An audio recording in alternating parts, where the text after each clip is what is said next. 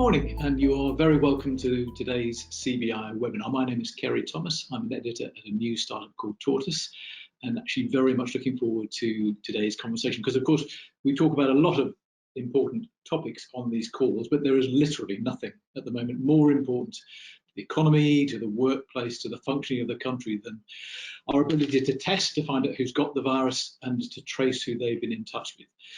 And I think we all know that testing and tracing don't solve the problem of the virus, but they allow us hopefully to manage it until a vaccine comes along, hopefully again next year.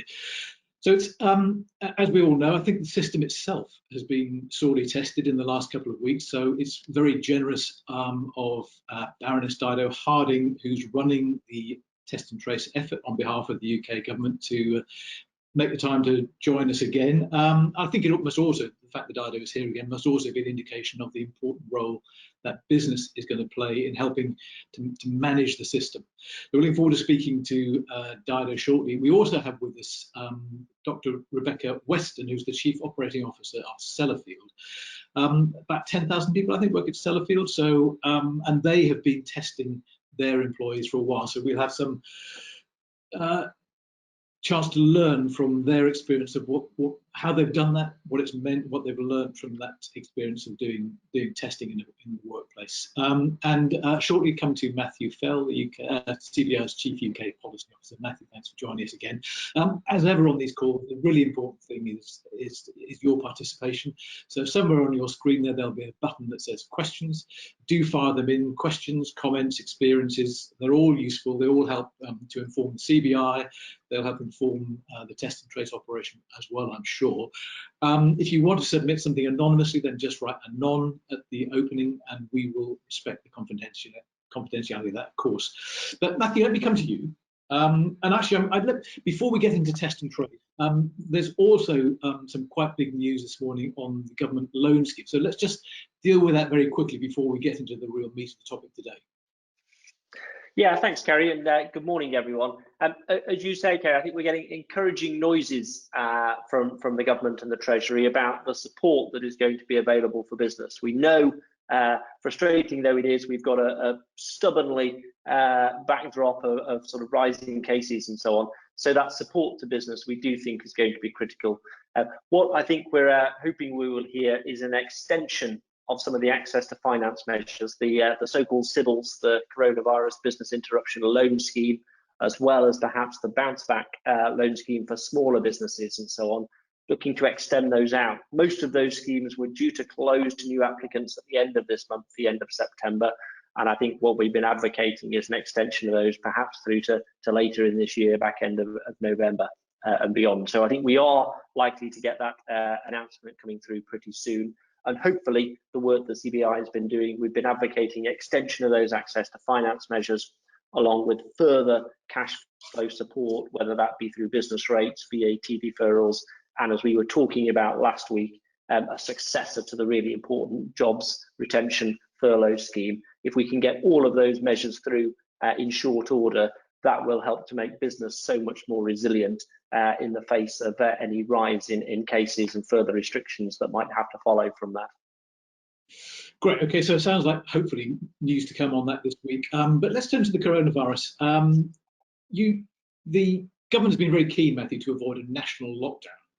But if you look around, we're seeing a patchwork of measures now in different places. So actually, there are quite a lot of people around the country now who are subject to the restrictions of one kind or another, aren't there? Yes, that's right. I think we've had a further set of announcements at the back end of last week in the north, so the northeast on Thursday, Yorkshire, Merseyside and others on Friday. I think there's something in the order of about a fifth of the country now, some 13.5 million people under some form of restriction.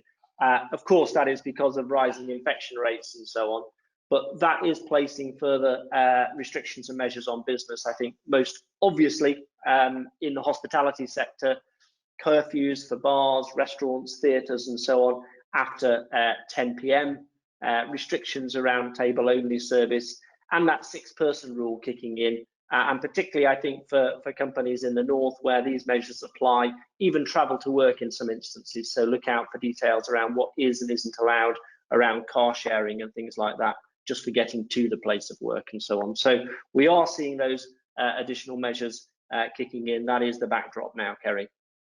Okay, and as I said in the sort of preamble, I think clearly there's going to be a big role for business in managing demand into the testing and testing program. What role does the CBI see for business in workplace testing in particular, Matthew?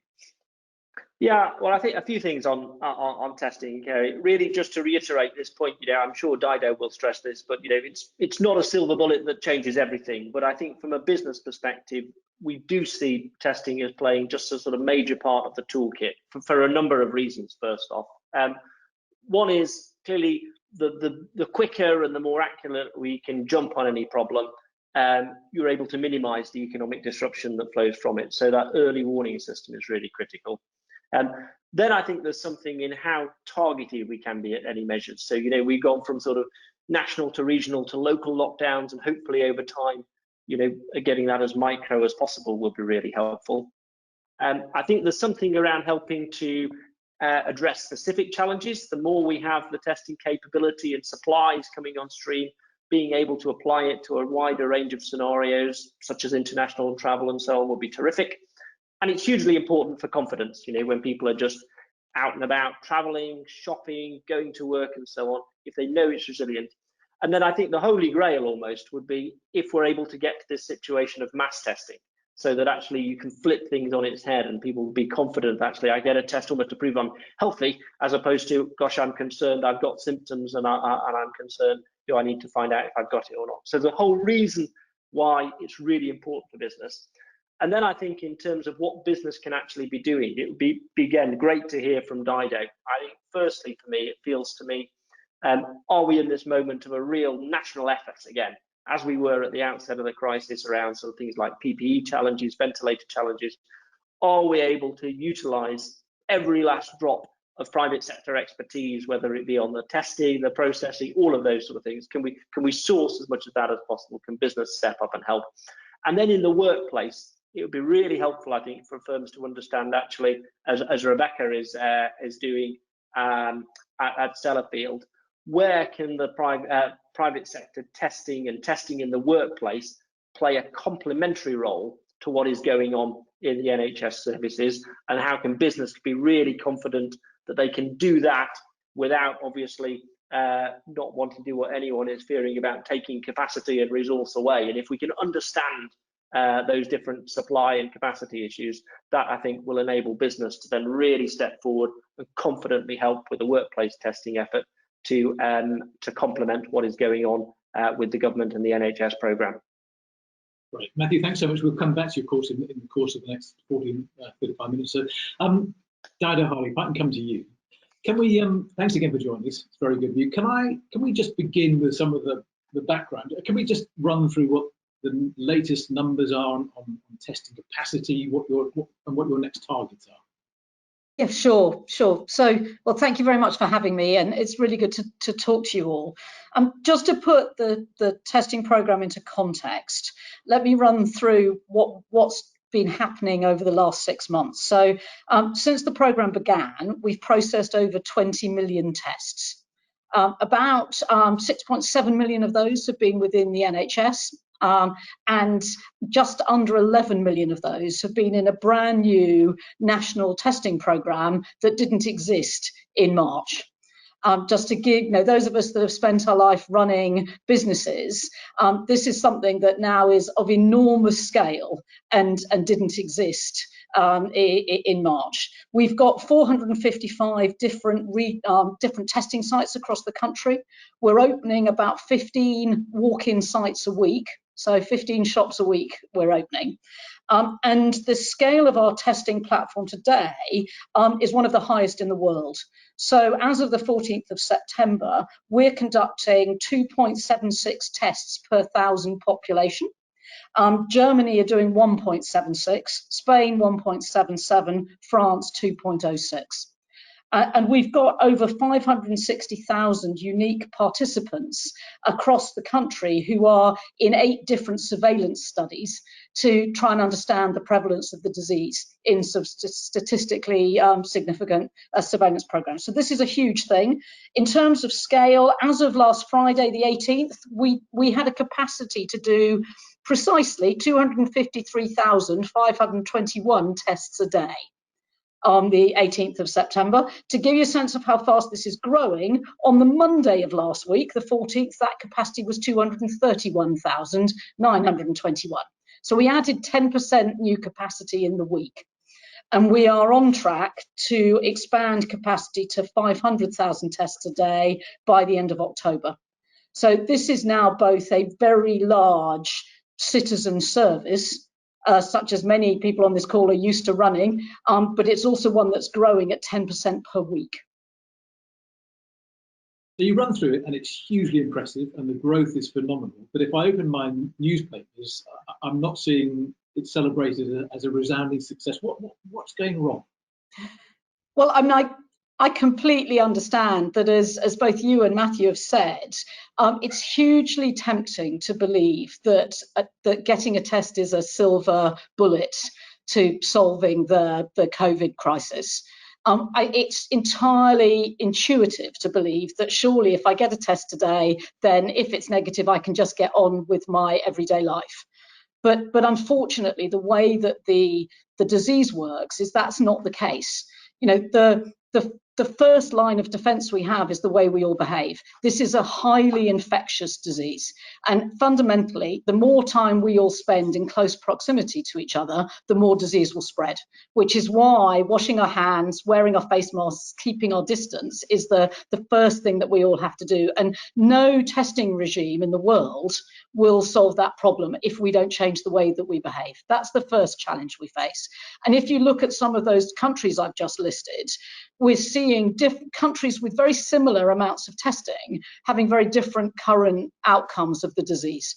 So the first challenge we face is the way we behave. The second thing is how we use the test. So I do really understand that people are scared and they want to get a test. But often the right answer isn't to get a test, it is simply to self-isolate. So if one of your work colleagues in your office or in your factory or in your restaurant has tested positive, unless you've been a close contact of that individual, so you've been close to them within 2 meters of them for more than 15 minutes, you don't need to do anything. You should carry on at work as you were. If you have been within 2 meters of them, you need to self-isolate for 2 weeks. And unfortunately, a test doesn't free you from that, because we could test you today and all it would tell you is that you're not infectious today. You don't have the disease today. The incubation period of this disease is very long and symptoms often don't appear. So the only thing we can do is follow the clinical advice, which is isolate for 14 days. And sadly, that is so counterintuitive. What we are seeing is a lot of people coming forward for tests. And as I said, I totally understand why. It's totally natural, but coming forward for tests when they don't need them. And as a result, we have got to this place where demand for testing is massively outstripping the supply, even though, as I've just said, the supply is one of the best in the world. So I've got a job and my team have got a job to do to keep expanding testing capacity at the rate I've just described, but we've all got a job to do, and I really need the help of everyone on this call in helping all of us live by these counterintuitive new rules of social distancing and social isolation. I watched your appearance before the Select Committee last week. I think you may have been misinterpreted at the back of it, but I think what you were saying was that it wasn't the fact that we were seeing a second wave that had come as a surprise. It was people's response to it. It was the number of people who were coming forward to get a test as numbers started to rise again. So then I guess there are two things you can do. You could increase capacity for tests, which I know you are doing and have big plans by the end of October.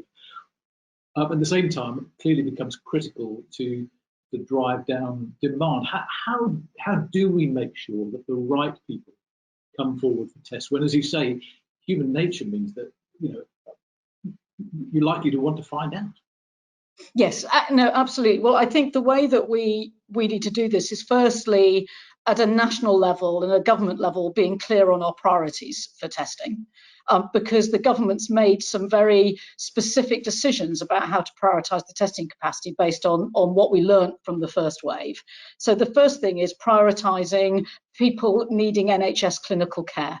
If you're coming into hospital, if you're a patient in hospital, it's really important that we know whether or not you've got COVID. That affects how your treatment proceeds. And so that's the number one priority.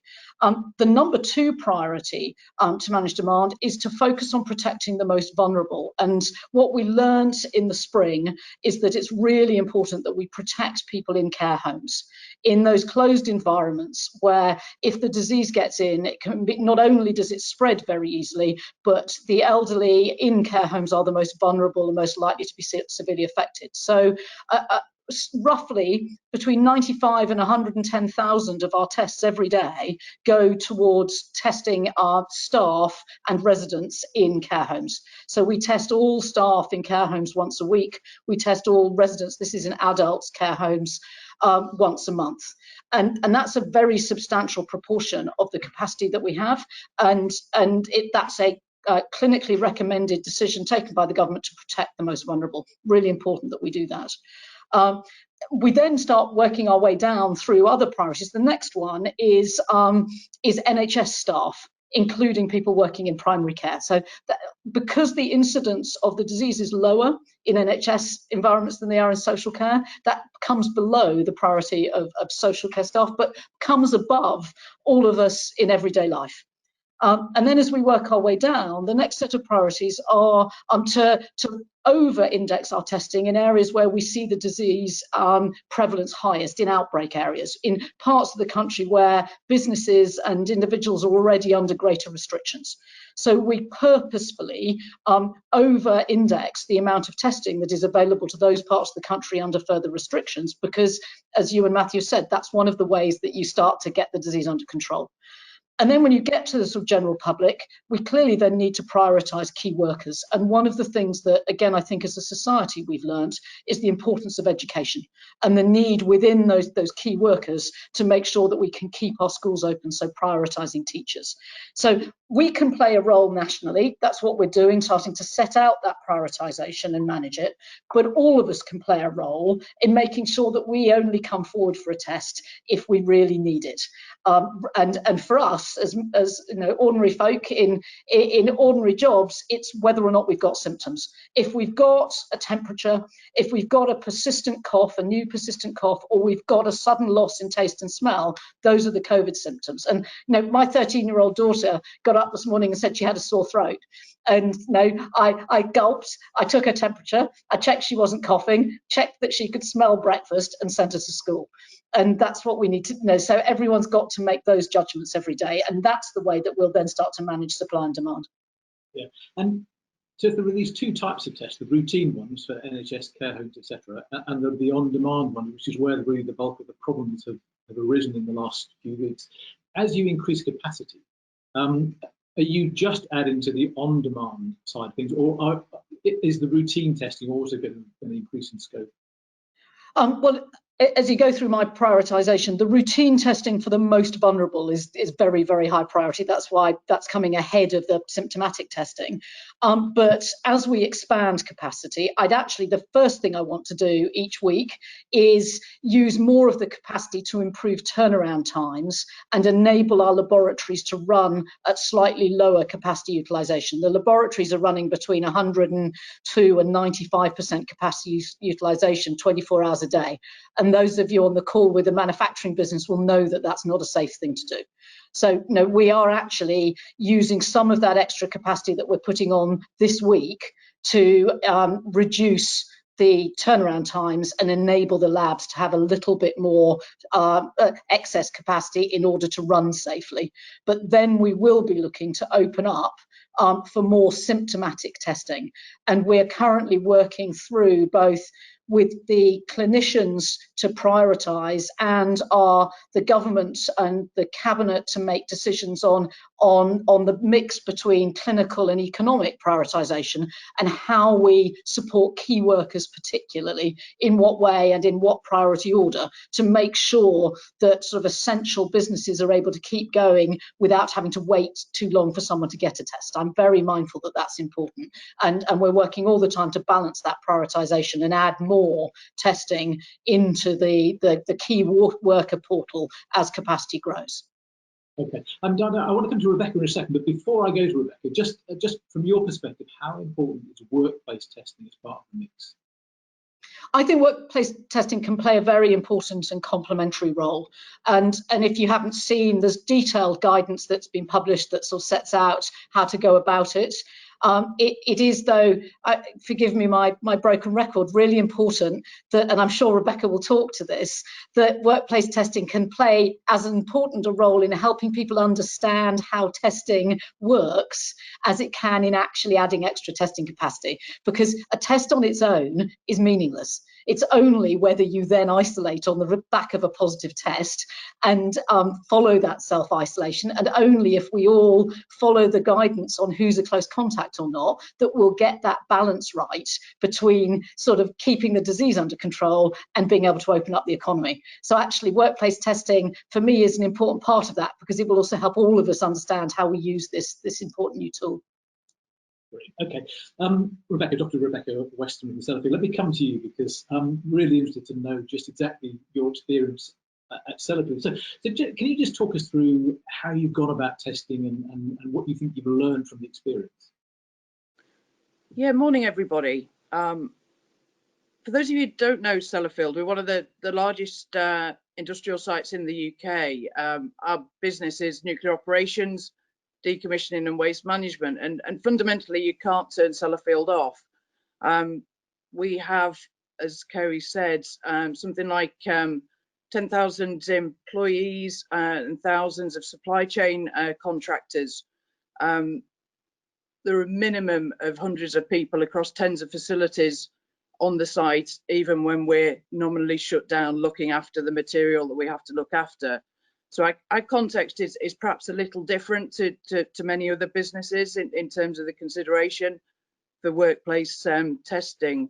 And indeed our manning is very much split into small teams across facilities. So a COVID outbreak could have a really significant impact on our ability to maintain safety and security. So we wanted to introduce testing as an additional mitigation. I should say primarily we introduced early a very comprehensive risk assessment for all our workplaces, and we have very different environments, from construction sites to laboratories to factories to offices and the home clearly now. Social distancing, washing hands and sanitising form the core part of that, and testing was very much an additional mitigation. We were really conscious about ensuring we aligned with government guidance. We've followed medical and government guidance throughout. We're utilising a LAMP test rather than the PCR test that the NHS tends to use, because it gives us a swifter turnaround. So within a couple of hours, we can, from a symptomatic employee, either give them advice to return to work if negative, or to self-isolate if positive. And that timeliness of being able to trace contacts is really beneficial for us as a business. And actually it really complements, I think, the national arrangements in terms of tracing and identifying that as well. So as I say, perhaps a little different context for other businesses, but I think some really relevant learning in terms of the education and the development of the approach that we've gone through with our workforce. And how have you been managing? Are you testing everyone, or are you? How are you going about it? No, we're testing symptomatic individuals, and we've stuck with that from the start, and very much recognise at a very local level that the parallels that we're seeing nationally with lots of people wanting a test for many different reasons, and we're really trying to ensure that we balance workforce confidence with remaining within the guidelines, because in many ways broad testing of lots of individuals doesn't necessarily help, as Dido articulated with that. One of the issues, I think, and this has come up in the questions that have come in, is how well people are able to interpret their symptoms. So of the people who come forward to you thinking that they're symptomatic, what percentage are turning out to have COVID? I think maybe take a sort of typical week. I mean, last week I think we did something like 150 tests of symptomatic individuals. I think 4 were positive. It's largely looking around, if not under, the sort of typical local prevalence rate where we are situated up here in the northwest. So I think providing good information into the national system, and I think complementary to those arrangements. I think we've worked really hard with both the local up here in Cumbria, Public Health, the Health Protection Board, and indeed Public Health England, both nationally and in the northwest. And I think that's a key part of anyone looking to instigate workplace testing, to ensure you've got those connections, communications, and actually sort of formal data sharing arrangements put in place. Okay, and if you sort of stand back and say, here are the big things that we've learned, because a lot of people on this call will be looking at you to say, what could we learn from Sellafield? What are the big lessons? I mean, in some ways we knew it before we did it, but I think I'll just reiterate, it's not a silver bullet. It is very much about following the risk assessment measures and keeping that space, but just reinforcing that with everybody. So it's a lesson, I think, that needs to be learned by every member of the public, as well as every member of our workforce. I think equally, and again, not wanting to teach people to suck eggs or anything like that, but in terms of talking to your workforce, you get a huge range of responses, and I think it's important that messages are tailored to that range of responses. COVID has been a very emotional experience for many people, and it's affected everybody individually and differently. And I think certainly within our broader workforce communications, we've thought really hard about trying to talk to that full range of responses that people are feeling, as well as giving out the facts, and equally in that, ensuring that messages are not just top down, they're actually taken sort of throughout the business. And we've worked really hard with both our workforce representatives and trade union colleagues to ensure a common understanding of what we're trying to do, and then answering questions as to why we're not testing everybody all of the time, but how we might change our approach as prevalence in the community increases, etc. Right, okay. Rebecca, thank you. Let me just come back to Dido, if I may, with a couple of things. And actually, Rebecca has touched on this, Dido, because there are two interlinked but both interesting issues about the scale of the testing and the speed of the testing, the speed of the outcome. And Rebecca mentioned there that they have a test that can deliver a result in a couple of hours. And actually, a couple of people, Jack Semple on questions, wrote in to say, is it still your ambition that you might get results back within 24 hours? Because obviously that would be a huge help. So just talk us through the technical reasons why perhaps you can't offer the test that Rebecca was offering at Sellafield, but also whether you have this ambition to bring down the time frame for getting results. Yeah, of course. So if we start at the moment, the testing technology that we're using is called a PCR test, and that needs a laboratory to be conducted, and it takes a few hours once the sample has reached the laboratory. So if you look at the turnaround times that we're achieving at a national level, quite a large number of these tests are turned around in less than 24 hours, particularly testing conducted very close to the individual. So in NHS hospitals, it's one of the reasons why if one of your relatives is symptomatic in a care home, they'll be tested through the NHS because that's the fastest turnaround, and those are the patients that we would be most worried about to make sure that they get their results back. So the actual technology, the PCR test, takes 3 hours or so to go through.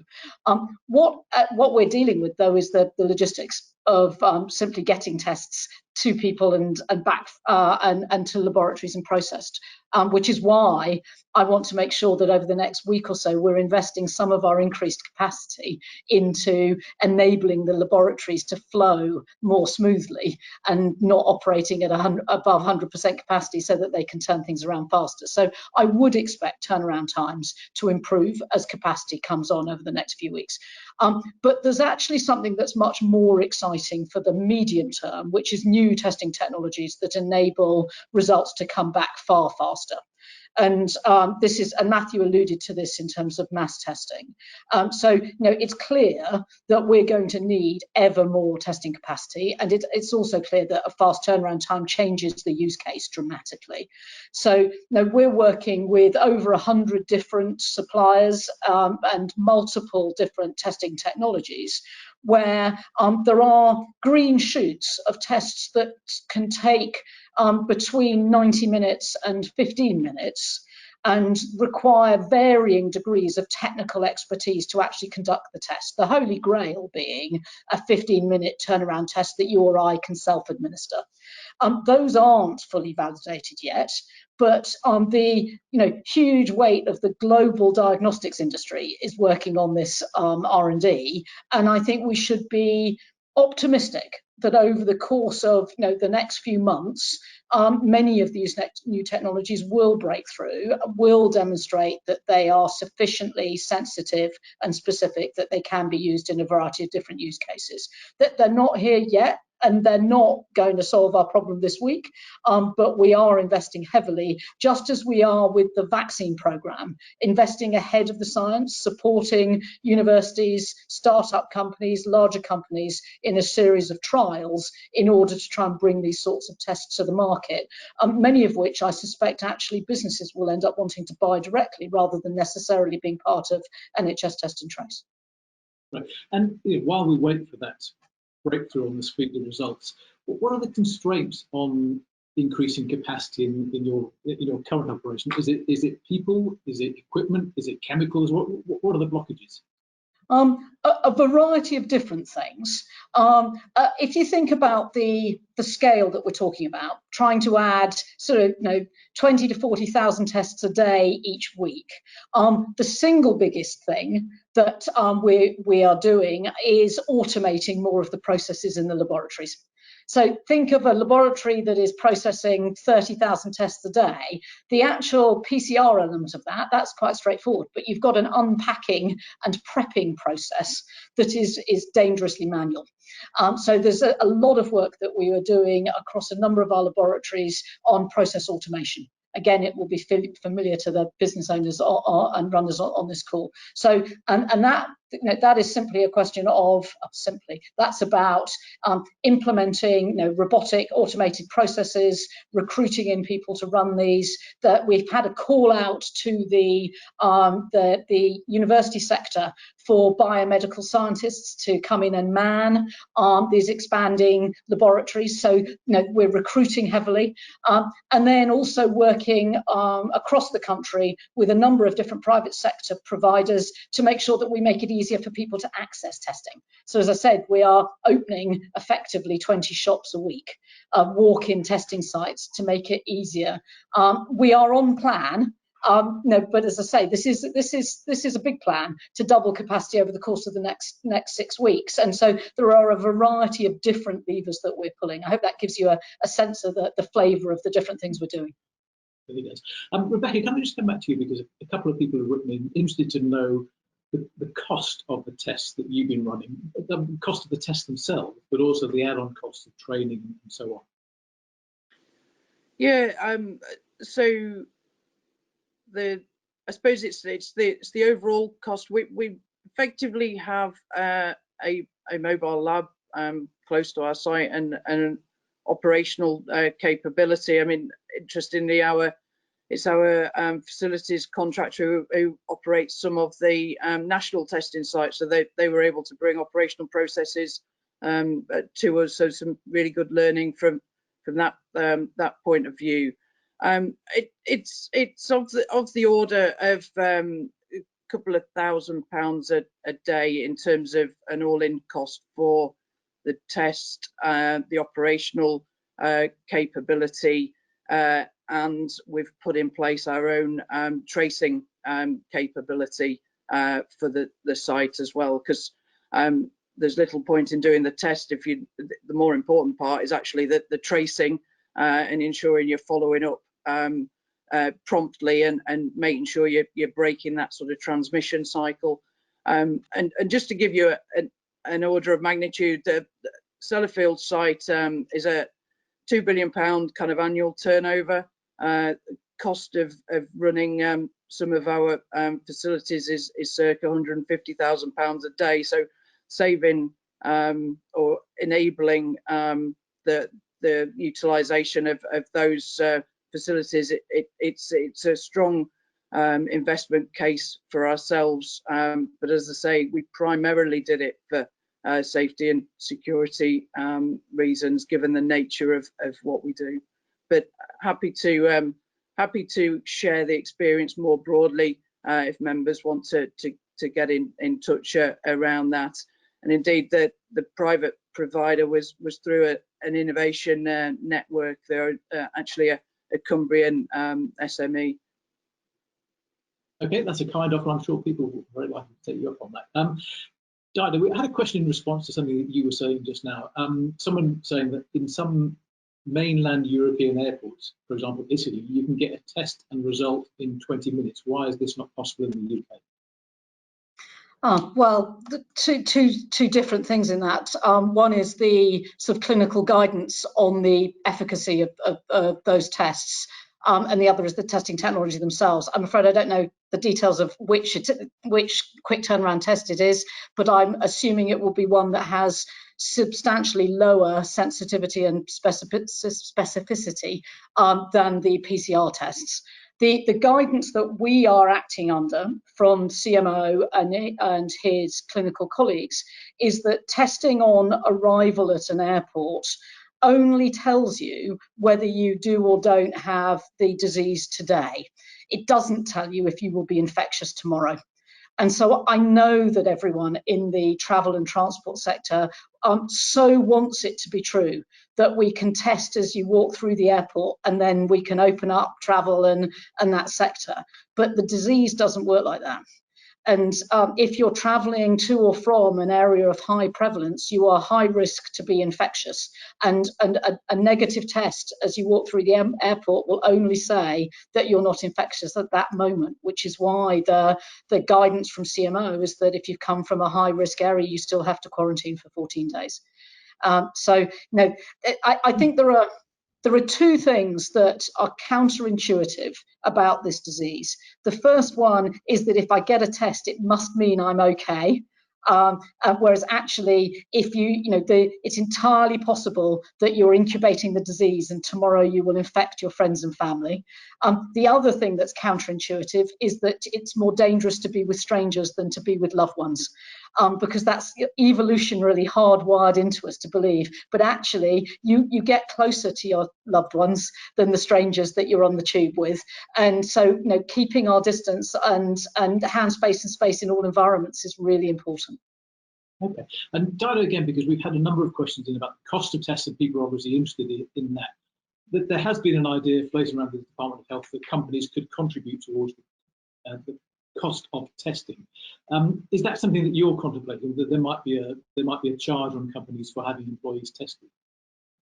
I think if you're testing symptomatic individuals, it's really important that that's an NHS service. I'm a personally a deep believer in our wonderful health system, free at the point of need for everybody. And I wouldn't want us to get into a different world for one disease called COVID if you have symptoms. I think that going forward, and Matthew alluded to this, that these more rapid turnaround, lower sensitivity and specificity tests that might well be able to tell you that you are not infectious for the next few hours could potentially have use cases in the future where you're testing to prove that you're negative rather than testing to prove that you're positive for a short period of time. And that might be a test that, that might enable more parts of the economy to get back to normal. In that environment, I can imagine that that's actually a business and a consumer product rather than a symptomatic healthcare product. We're not there yet, but there is, as I said, a lot of research and development going into that. So I can see a world where for that sort of test, that might be a normal cost of doing business to be able to have non-socially distanced activities. But that's different from symptomatic people who should feel that they can always come to an NHS service. Matthew, jump in. Well, I was just going to say, Guy, exactly that. Some of the conversations I've been having with some sectors, for example, in the leisure entertainment piece and things like that. If that kind of use case was available, you could imagine it's almost like you've sort of got a sort of passport that means you're sort of good to go for 24 hours or whatever the time horizon is. And that then does potentially begin to open up more parts of the economy like that if we can get that technology there and in a way that we're comfortable and confident with. Yeah. I think. Oh, sorry, just to respond, Matthew, I agree with you. I think the thing that we all have to be cautious about is that in making these sort of clinical judgments about whether no test is 100% accurate. So this is all a risk judgment. And in making those clinical judgments, our experts will be looking at how they guide us in which types of technologies, in which environments are sufficiently low risk to enable us to do things. And one of the biggest drivers of that risk calculation will be the overall prevalence of the disease. So, I'm afraid even that is not a silver bullet that avoids the need for sort of hands, face, space, and the basics. Yeah. But Matthew, your assumption is that businesses might be willing to pay for a sort of business critical 24-hour passport type test that was different from the NHS standard offer. Exactly that. I mean, I think the analogy that people were mentioning to me was, in different parts of the country, you have different sort of, even like car park operators, where you can now do on your sort of get different apps and things like that. For example, you could imagine in different cities or communities, different providers might pop up, and then it actually will be part of doing business, subject to absolutely everything that Dido has just said about the sort of the level of certainty and confidence in it and so on. But I think there is an appetite there. People could begin to build it into a business model from a cost point of view where it makes sense to begin to reopen safely. All right. Dad, I'm going to be very unfair now because we're running out of time at a pace. But I haven't asked you about the app that launches on Thursday. Can you just give us the very quick elevator pitch for what's happening on Thursday? Yeah, absolutely. So 10 days ago, we confirmed we'd be launching the COVID app on Thursday and asked businesses to download QR codes if you're in the hospitality sector, particularly in anticipation of that. So just as a reminder, the elements of the app, it has a check-in functionality that enables you to scan a QR code as you go into a pub or restaurant. That data stays on your phone, but if that restaurant is identified as the location of an outbreak, you will get an alert that warns you and tells you either to self-isolate or get a test, depending on the guidance from local public health officials. So it was a great way of speeding up the self-isolation that will break the chains of transmission. It also has a contact tracing functionality. The Bluetooth estimates how many people that you've been in close contact with, and if you've been within 2 meters for 15 minutes with someone who has gone on to test positive, and you've been with them within the 48 hours since they started, before they started showing symptoms, you will get an alert telling you to self-isolate. It also tells you the prevalence of the disease in your local area, how high risk your local area is, and it enables you to order a test. So I'd actually like to say thank you to people who've already downloaded those QR codes. I think we were looking at circa 45,000 have been downloaded since we launched in the course of the last 10 days, which is amazing. We learned from our pilot in Newham that if we have the QR codes out and on display, the general public will go, oh, okay, the app's launched, I need to download the app. And so the app will be available for all of us to download on Thursday. And anything anyone can do to help, I would really greatly appreciate. It's not a silver bullet. I'm afraid that's my sort of broken record. There isn't one thing in the fight against COVID. But we're also learning that everything that can contribute to keeping the disease at bay enables us all to have a bit more of our normal lives back. So if anything you can do to get all of your staff to download the app on Thursday or in the weekend as we go into it, that would be fantastic, because the more of us that use it, the safer our communities will be. Okay, Matthew, we're comprehensively out of time, but let's carry on anyway. Just tell us quickly what else is on the CBI's agenda this week before we go. Great. Well, thanks, Kerry. Just 10 seconds. I mean, clearly, backdrop is Labour Party conference, so we're normally pretty active with all political parties in making sure that they're putting forward the right measures. So we'll be looking out for their ideas around business support, how we build back better, and so on. And then I think, Kerry, it is right where we started, making sure that we're in the best possible shape to cope with whatever further restrictions and lockdowns may come. So all the business support measures around finance, jobs, and so on, really making sure that we get those over the line is top priority for the week. Brilliant. Rebecca Weston, Dido Hardy, Matthew Fell, thank you all so much. The next webinar is on Wednesday morning. I think it's Annalise Dodds, isn't it, Matthew? It is indeed, yeah. Right, look forward to that one. Thanks all again. See you soon. Thank you, everyone. Have a good day.